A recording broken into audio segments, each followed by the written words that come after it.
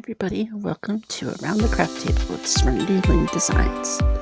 This month we're celebrating National Craft Month. Today's video is going to show you how to make a spring daisy Easter egg wreath. Here's a list of supplies that you will need. Okay, let's get started.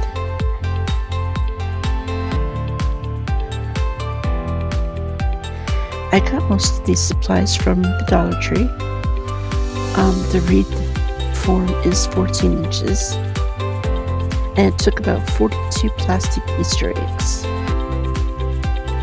So each flower is going to take 6 colored eggs and 1 middle piece. You're going to want to break it in half. You're going to use the taller piece of the 2. And then we're just going to simply apply some glue and glue it onto the centerpiece. Now the way I found that they fit better is if you go opposite.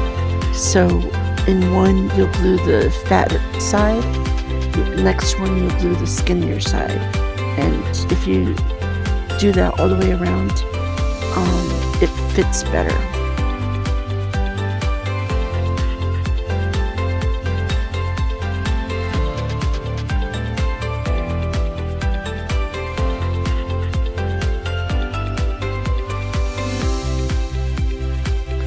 Some of the eggs didn't want to stay together very well. You might have to put a little bit of glue to hold them shut. And here we go, doing one more. I did 6 flowers to go around my wreath, and depending on the size of your wreath, and probably depending on the size of the eggs, you'll want to figure out how many flowers you'll actually need.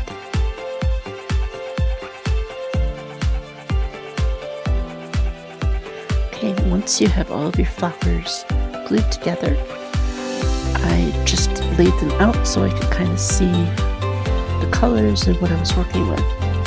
Now, depending on where you're going to hang your wreath, you probably could glue them all together as they are. If you're going to hang them inside,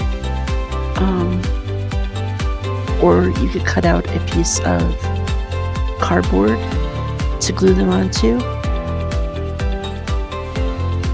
But because I'm going to hang mine on the door and they'll probably get banged around a lot, I decided to use the wire frame. But I didn't like how they looked on the frame, so that you could, see the wire through it. So I decided to add some ribbon. I'm just winding it around.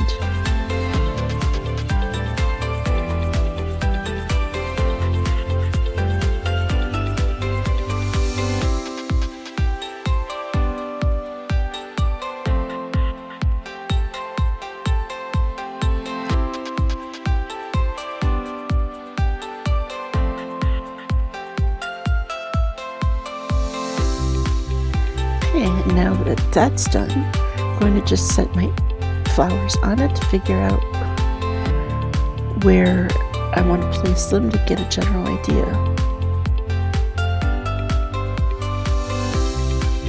Now it's going to be up to you. I think if I do this again, if I do another one, I probably would turn the wreath over and glue the flowers on the flat side rather than the rounded side, but as you'll see, it still works. It's just a little wobblier at first.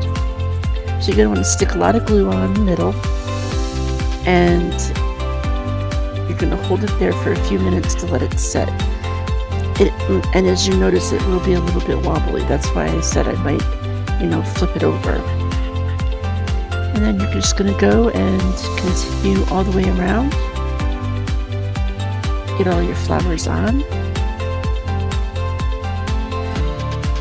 So now I'm going to go back with a little bit of glue where the flowers are touching, and just add some extra glue in there to reinforce it, that it's not quite so wobbly. You'll also notice there's a little bit of a gap between my last two flowers.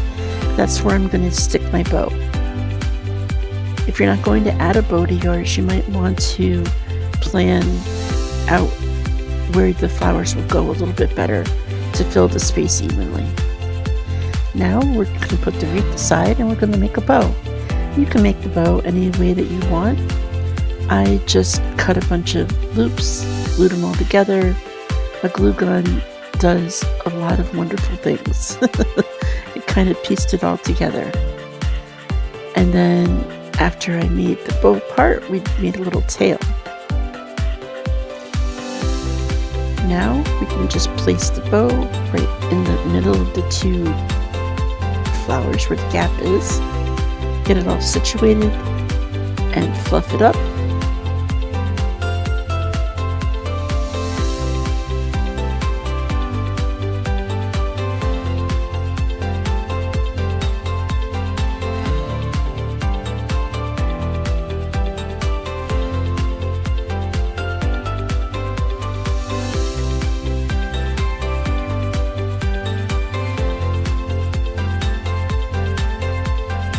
And there you have it, a fun springtime wreath.